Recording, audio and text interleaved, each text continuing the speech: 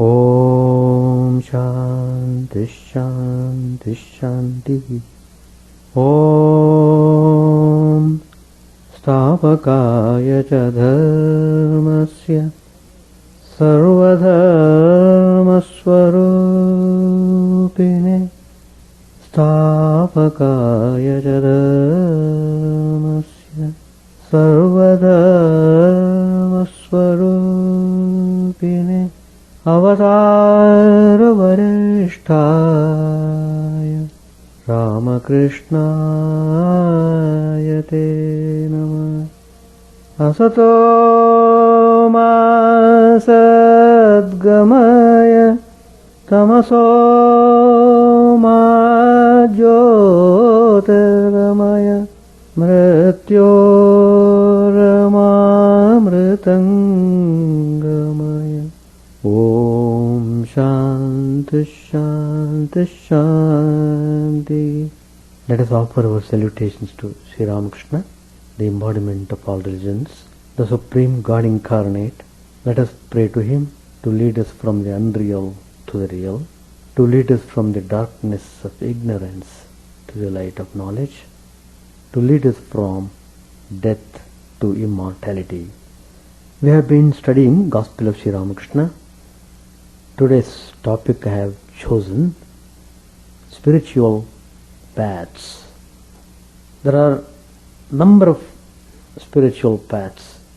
Since there are large number of people of various temperaments, it is obvious that there would be many spiritual paths according to the needs of the spiritual aspirants. But then one has to follow certain principles. They are common whatever path one may follow. Sri Ramakrishna chalk out for the spiritual aspirants truthfulness, sincerity, diligence, purity in life, devotion to God as the indispensable conditions for spiritual life. Whatever path you may follow, you must cultivate these qualities in yourself. Then surely you will be able to march onwards in the spiritual path. But those whose minds are complex, filled with worldly thoughts, worldly ambitions, worldly desires, worldly pleasures, worldly excitements, such people cannot grasp the import of such teachings. For many, these ideals are very difficult. But then, for many people, these ideas are to be heard of, these ideas should be talked about, but they think these are not realizable in life. Is it possible? After hearing all these things, they feel very difficult. That's because mind has not attained a certain state of purity. Unless the mind is raised to a certain level, one cannot have taste in spiritual path. Well, one has to come in contact with a holy person in order to learn the way of spiritual life. Once a person was walking along the street. He wanted to go to a certain village. While walking, he came to a crossroad. He did not know in which direction he should turn, whether left side or right side. Luckily, there was a person. When the person came to know about him, who was planning to go to a particular village, this person guided him. Well, you take this left side, you will be able to reach your destination. Then this person, out of inquisitiveness, asked, what about the other one? Where does it go? The person who was guiding him, he knew both the roads, and he said, well, that road also goes to the destination, but it runs through several miles. It runs through so many other villages before you reach your own village. So the person has to choose now. If he wants to go through the other path, even though it runs several miles, he can go. But if he wants to reach the destination very early, he should take the shorter course. It is left to him. He has to decide which path he has to go. It depends upon his capacity, his physical strength. All factors are counted upon. Once a disciple asked Sri Ramakrishna, Master, how one could get rid of passion? It is very difficult. Then Sri Ramakrishna suggested him in a very simple way but effectively. He said, well, when you feel the onrush of passion, call on Hari, call on divine name and clap your hands again and again, chant God's name repeatedly, intensely. Then you will see that as birds fly away when one claps one's hands, similarly passion also will take flight when you clap your hands and call on God. And this disciple thought that Sri Ramakrishna was either avoiding him or did not really know any practical process. He was a novice, Nevertheless, he had faith enough in Sri Ramakrishna, and that faith saved him from all dangers in spiritual path. When the impulse came again, this disciple followed the master's advice, immediately began to repeat God's name very attentively, concentratedly, clapping his hands all the time, trying to absorb himself in the divine name, and he was struck with wonder to see that it was very effective. And that disciple became one of the great disciples of Sri Ramakrishna. His name is Swami Yogananda, whose birthday we observed 2 days back. So, we have to understand things properly. We need philosophical discussions in order to have faith in any spiritual discipline. So let us then follow this trend in understanding the teachings of Sri Ramakrishna. Sri Ramakrishna has said many things in the gospel. We have to understand them properly and we become highly blessed. They are very useful to our spiritual practices. In the gospel of Sri Ramakrishna, we find the master telling his audience very often that in this age of Kali Yuga, or modern age you can say, one should follow Naradiya Bhakti or devotion as taught by Narad, a great rishi, a great saint. Often enough he introduces this topic by saying that Karma Yoga is not possible for the people of the present day world because the Vedic rites and duties are complicated, take a long time and are well nigh forgotten. Now we need not enter upon a research into who this Narad was. According to us, we shall not be off the mark if we assume that the master had in mind the Bhakti Sutras of Narad. The second aphorism of this book, Narada Bhakti Sutra, is that devotion is of the nature of supreme love for God. The great saint compares bhakti or devotion with supreme love as we know it in this world. But the real love for God is even higher than that. This is the essential nature of divine love. As for the characteristics of bhakti, Narad writes, bhakti expresses itself in devotion to acts of worship and the like. That is expressed by Vyasa Maharshi. There is another sage by name Garga. He thinks that it expresses itself in devotion to sacred talk and the like. There is another sage by name Shandilya. He holds that it must be without prejudice to the delight in the Atman.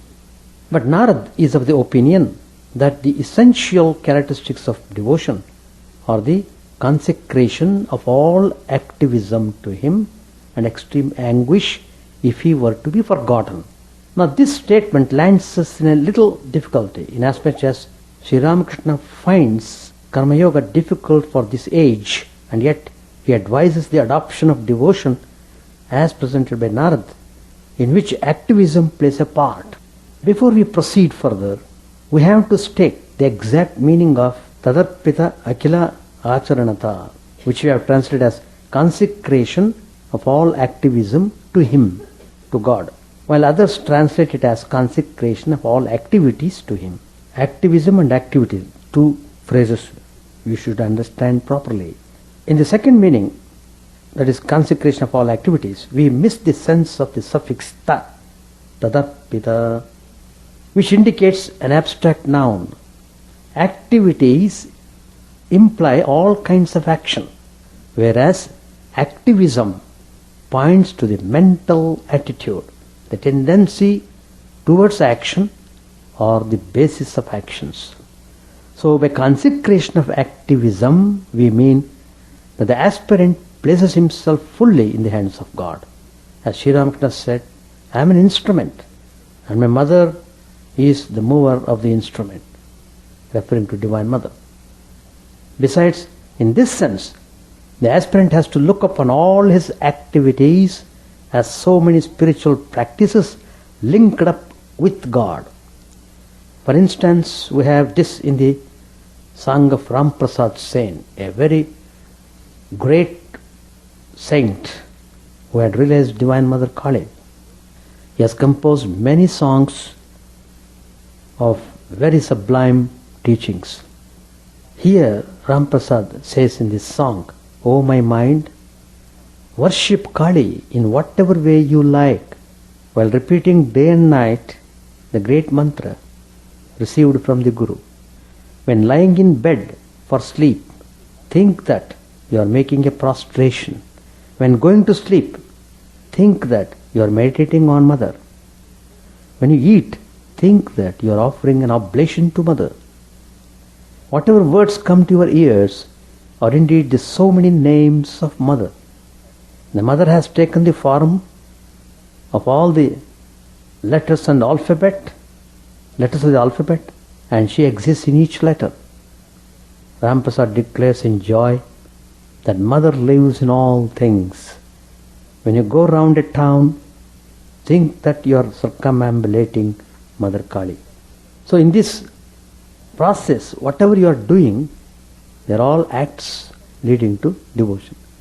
The same idea is conveyed in the great Shiva Manas Puja Stotra composed by Shankaracharya. There he says, O Shiva, referring to Supreme God, O Shiva, you are my soul. Parvati, your consort, is my mind. My organs are your attendants. My body is your temple. All my attempts at enjoying things are offerings to you. My sleep consists in being absorbed in your meditation. The movements of my feet are a ritual circumambulation of yourself. All my talks are your hymns. Whatever I do is a worshipful dedication to you.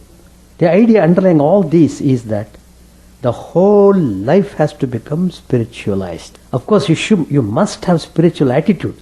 Then only you can make all your activities spiritualized. Moreover, concentration implies the giving up of agentship and hankering for selfish results, which are the two chief characteristics of ordinary action. Shankaracharya says that when these two are knocked off out of ordinary action, it ceases to be action, so that a man can have knowledge and activism of this kind together, as for instance Rajarshi, Saint King Janak had. Shankaracharya could never admit in his philosophy a combination of knowledge and action, but in the present case he gives a new meaning to activism, whereby it can coexist or become identical with knowledge. Now, Karma Yoga, as defined by Sri Ramakrishna or even Shankaracharya, has a dualistic basis. Generally, active people think that they are the agents of their actions and that they will derive some personal benefit from them. Karma Yoga advises us that this agentship and hankering for results should be surrendered to God. The aspirant does his work according to spiritual norms, according to scriptural injunctions, and when the result is acquired, he is asked to dedicate it to God. Hence, God enters into the process at a late stage. According to Swami Vivekananda, a karma yogin like the Buddha may not even need a god. The old Mimamsakas also did not posit any god in order to make their rituals adequate for reaching heaven. But the kind of activism that we have dealt with earlier has for its basis non-dualism, where all works, agentship and fruits stand already spiritualized or dedicated to God. For instance, when one serves somebody by thinking of him as none other than Narayan, the service becomes equated with worship of God, and the result acquired, namely benefit to the person worshipped, becomes automatically dedicated to God. The only result that the worshipper derives is liberation, mukti, which according to Sri Ramakrishna is not a result of work as it is ordinarily understood. In his homely words, he used to say, sugar candy is not counted among the sweets. As for agentship, it gets naturally attenuated and eliminated according to this view. For the worshipper and the worshipped are both one with the Supreme Self. The worshipper knows this from the very beginning and tries to make it a matter of experience. This non-dualistic standpoint has been called practical Vedanta by Swami Vivekananda, who learnt it from his master Sri Ramakrishna. Sri Ramakrishna was one day talking about the three main disciplines followed by the Vaishnavas: kindness to creatures, love for the Lord's name, and service to the devotees of God. After explaining love for the name and service to the devotees, when Sri Ramakrishna started with kindness to creatures, he stopped and said, kindness? How can a puny creature like you be kind to others? It is God alone who can be so. You can only serve the creatures, thinking of them as Shiva himself. Although many heard this, only Swami Vivekananda grasped the underlying idea, and in later life he gave it a practical shape. On that very day, Swami Vivekananda declared that he had found in this dynamic message the harmony of the four yogas: knowledge, devotion, action and meditation.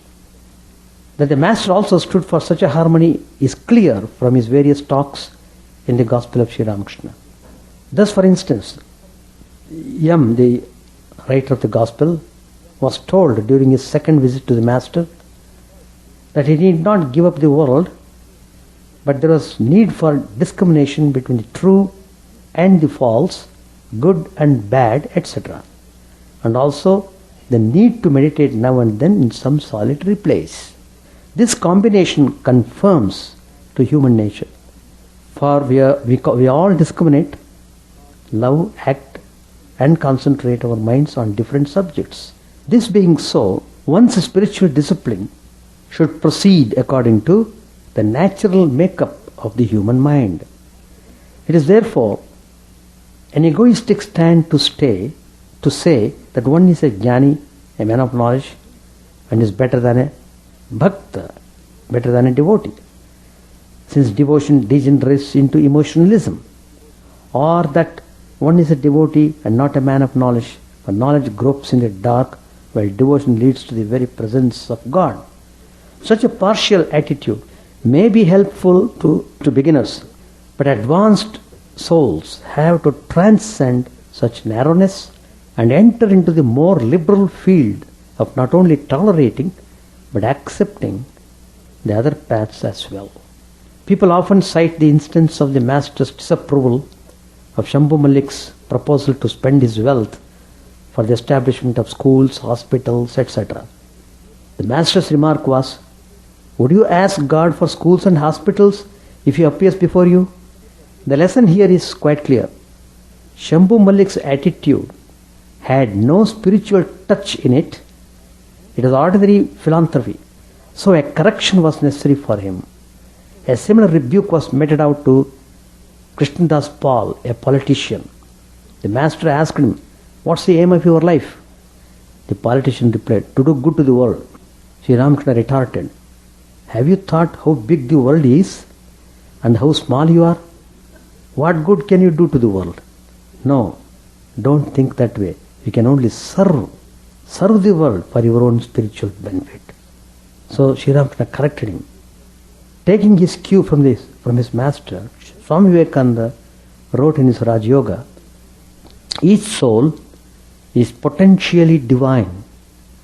The goal is to manifest this divinity within by controlling nature external and internal.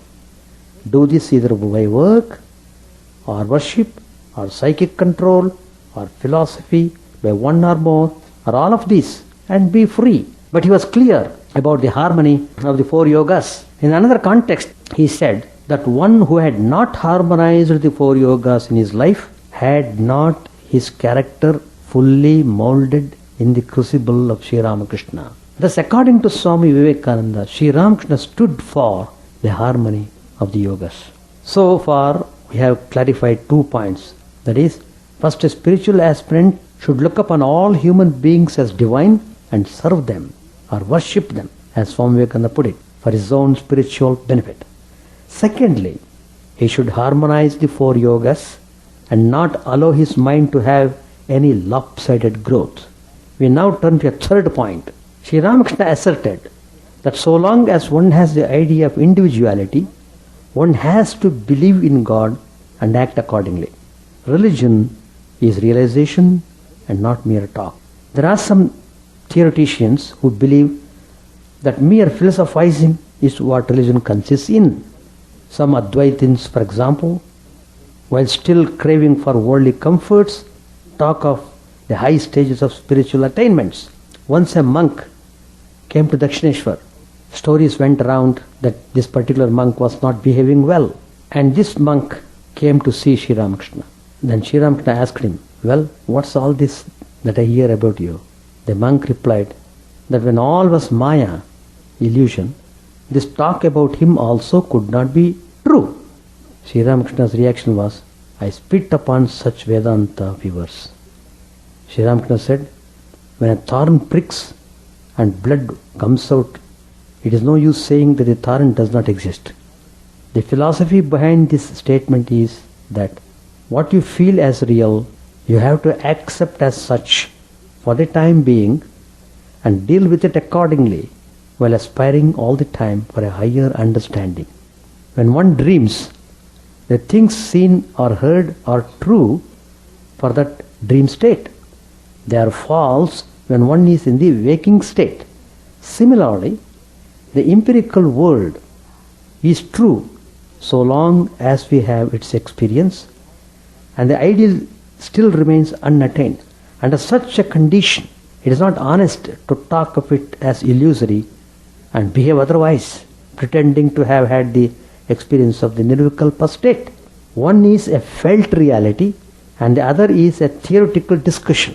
To deny one's empirical existence so long as it is felt as real is to deny one's very existence. For a theoretical belief cannot knock out a felt reality. This leads us to a brief discussion of Maya. According to Shankaracharya, Maya is not just a theory for explaining a phenomenal world. He calls this Maya Shakti of Brahman. And this Shakti cannot be called either real or unreal in the truest sense. In Shvetashvara Upanishad, we have about the Supreme Self which regulates time, the individual souls and others according to rules. It is ascertained by the sages engaged in discussion about Brahman that the cause which helps the supreme deity to become the source gift of the world is his own power, hidden by its constituent qualities, sattva, rajas and tamas. The first verse of the 6th chapter of this Upanishad repeats the same idea. Shankaracharya accepted God's energy as a reality in the empirical sense. Therefore, in practice, he lived an active life of writing books, engaging in debates, establishing temples and installing deities, starting monasteries and bringing into existence orders of monks. To be sure, all this could not have been done if Shankaracharya believed the world to be an illusion even in the pragmatic sense. He shunned and despised worldliness, but not the world as such. Worldliness must be shunned. Rather, Shankaracharya worked for its spiritual uplift. A snake mistaken for a rope is not unreal so long as the illusion lasts. And after the illusion vanishes, the rope snake does not vanish altogether. It persists as a rope. Now somebody may ask, is this not Shaktaism?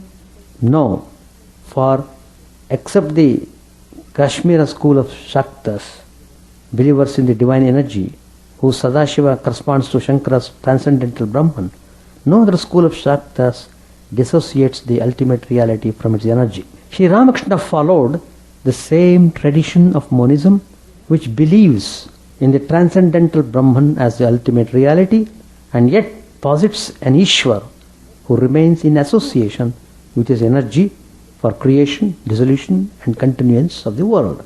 So, Shakti being accepted as real in an empirical sense, how should we behave towards it? Should we love it and take its help for our liberation, or should we spurn it and lead a life that is inconsistent with our talk? Sri Ramakrishna considered Maya the mother of the universe, whose grace alone can set the human soul free. To both these realized souls, the world has to be looked upon with respect and was not to be hated. Being a manifestation of God, it had to be looked upon with love and respect. This was the positive approach of Sri Ramakrishna in the field of all human behavior. For instance, when a young man who later became Sri Ramakrishna's disciple came to him and he said to Sri Ramakrishna that he hated women. Sri Ramakrishna rebuked him, saying, why should you hate them? You should honor them as a manifestation of the mother of the universe. Sri Ramakrishna did not like people talking about sin and such things. He told them that one who talks of depravity becomes himself degraded. People should rather make high endeavors. If one advances one step towards God, God comes 10 steps towards him. And if one moves towards the east, the west receives automatically. The point we are trying to make here is that, according to Sri Ramakrishna, a man's spiritual endeavor should be positive rather than negative. And it should be adjusted in conformity with his real spiritual stature. A small vessel that can hold a liter of milk cannot be forced to hold 10 liters. Each man must analyze his mind to find out his real spiritual caliber and adjust the line of his spiritual discipline in consonance with it. There are different levels of endeavor for God realization. This point is illustrated by a verse ascribed to the great devotee Hanumanji, who said in answer to Sri Ramchandra's question, Sri Ramakrishna asked him, how do you think of me? Hanuman answered, when I think of myself as the body, I am your servant. When I think of myself as an individual soul, I am a part of you. When I think of myself as a self, I am one with you. In the Bhagavad Gita also, we find Shri Krishna telling Arjuna that the duties of people in the various stages of life must differ so as to conform to their spiritual attainments and social obligations. The mind does climb up and down occasionally, but for each person there is a level where the mind usually stays on. That determines the real personality of the person. He has to adjust his conduct according to this level, and he need neither be upset by occasional falls nor be too elated by sudden upsurges of spiritual feelings. So one has to have spiritual attitude and strong spiritual aspiration and open to discuss the spiritual matters and be ready to reconcile all different systems prevailing. That's the way how we should march in the spiritual path. All paths are true, All paths lead to the goal, but then what is needed is one has to be truthful, diligent, straightforward, so disciplined. All these things are important to make progress in spiritual life. Page 812, 813. Sri Ramakrishna says, do you know what these youngsters are like? They are like certain plants that grow fruit first and then flowers. These devotees first of all have the vision of God. Next, they hear about His glories and attributes, and at last they are united with Him. Look at Niranjan. He always keeps his accounts clear. He will be able to go whenever he hears the call. But one should look after one's mother as long as she is alive. I used to worship my mother with flowers and sandal paste. It is the mother of the universe who is embodied as our earthly mother. As long as you look after your own body, you must look after your mother too. Therefore I said to Hazra, when you have a cold, you procure black pepper, sugar candy and salt. As long as you feel you must look after your body, you must look after your mother too. But it is quite different when you completely forget your body. Then God Himself assumes your responsibilities. A minor cannot look after himself. Therefore a guardian is appointed for him.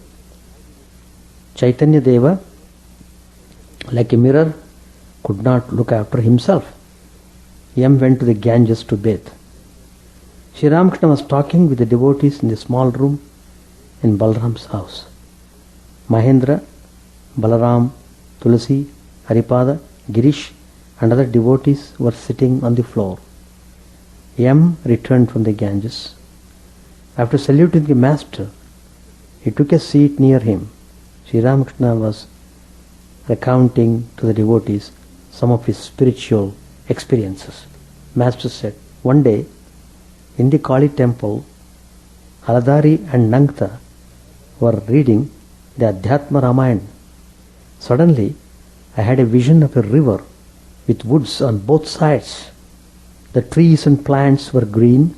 Ram and Lakshman were walking along wearing their shorts. One day, in front of the kuti, I saw Arjun's chariot. Sri Krishna was seated in it as a charioteer. I still remember it. Another day, while listening to Kirtan at Kamarpur, I saw Gauranga in front of me. At that time, a naked person emerging from my body used to go about with me. I used to joke with him. He looked like a boy and was a Paramahamsa. I can't describe to you all the divine forms I saw at that time. I was suffering then from indigestion, which would become worse when I saw visions. So I would try to shun those divine forms and would spit on the ground when I saw them. But they would follow me and obsess me like ghosts. I was always overwhelmed with divine ecstasy and couldn't tell the passing of day and night. On the day after such a vision, I would have a severe attack of diarrhea, and all these ecstasies would pass out through my bowels. Girish smiling, I am examining your horoscope.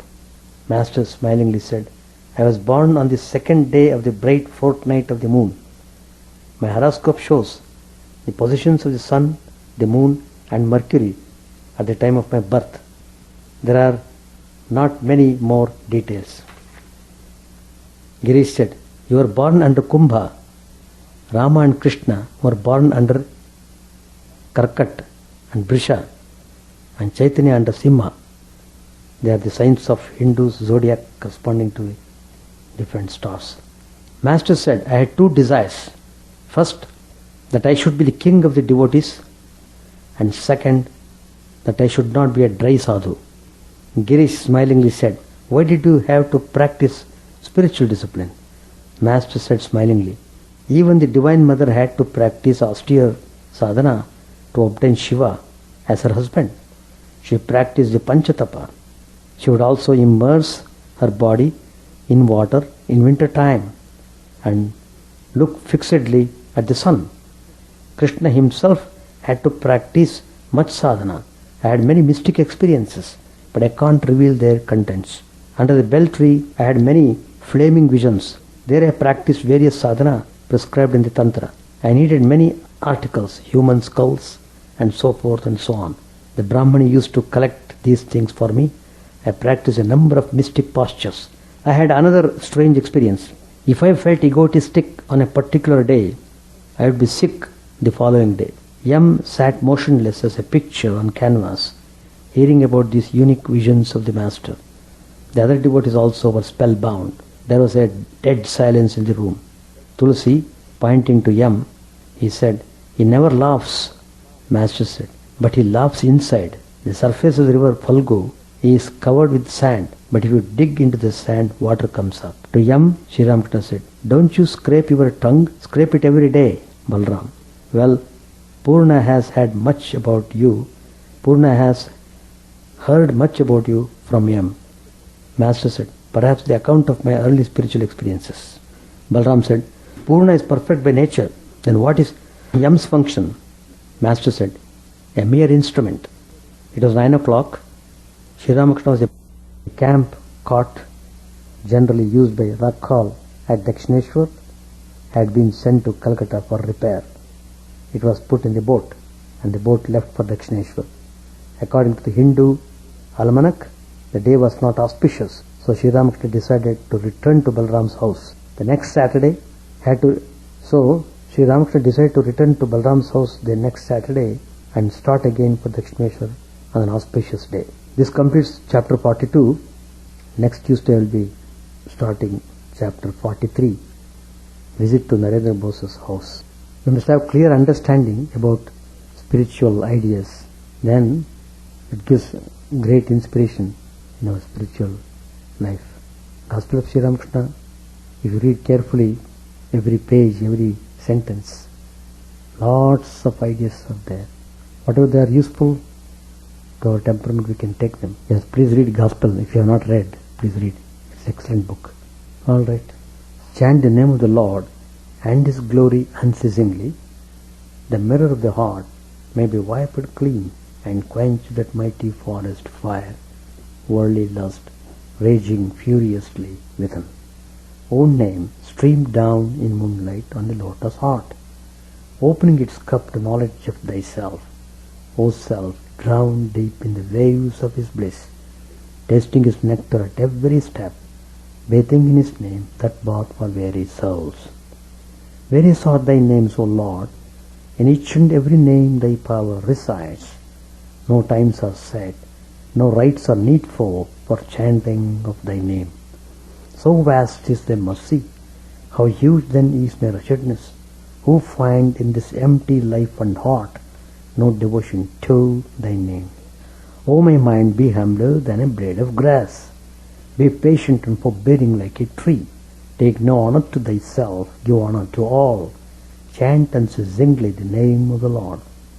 O Lord and soul of the universe, mine is no prayer for wealth or retinue, the playthings of lust or the toys of fame. As many times as I may be reborn, grant me, O Lord, a steadfast love for thee. A drowning man in this world's fearful ocean is thy servant, O sweet one. In thy mercy, consider him as dust beneath thy feet. Ah, how I long for the day when an instant separation from thee, O Lord, will be as 1,000 years, when my heart burns away with its desire, and the world without thee is a heartless void. Prostrate at thy feet let me be, in unwavering devotion, neither imploring the embrace of thine arms, nor bewailing the withdrawal of thy presence, though it tears my soul asunder. O thou, who stillest the hearts of thy devotees, do with me what thou wilt, for thou art my heart's beloved, thou and thou alone. O Lord, lead us from the unreal to the real, lead us from darkness to light, and lead us from death to immortality. May all be free from dangers. May all realize what is good. May all be actuated by noble thoughts. May all rejoice everywhere. May all be happy. May all be free from disease. May all realize what is good. May none be subject to misery. May the wicked become virtuous. May the virtuous attain tranquility. May the tranquil be free from bonds. May the freed make others free. May good betide all people. May the sovereign righteously rule the earth. May all beings ever attain what is good. May the worlds be prosperous and happy. May the clouds pour rain in time. May the earth be blessed with crops. May all countries be freed from calamity. May holy men live without fear. May the Lord, the destroyer of sins, the presiding deity of all sacred works, be satisfied. For he being pleased, the whole universe becomes pleased. He being satisfied, the whole universe feels satisfied.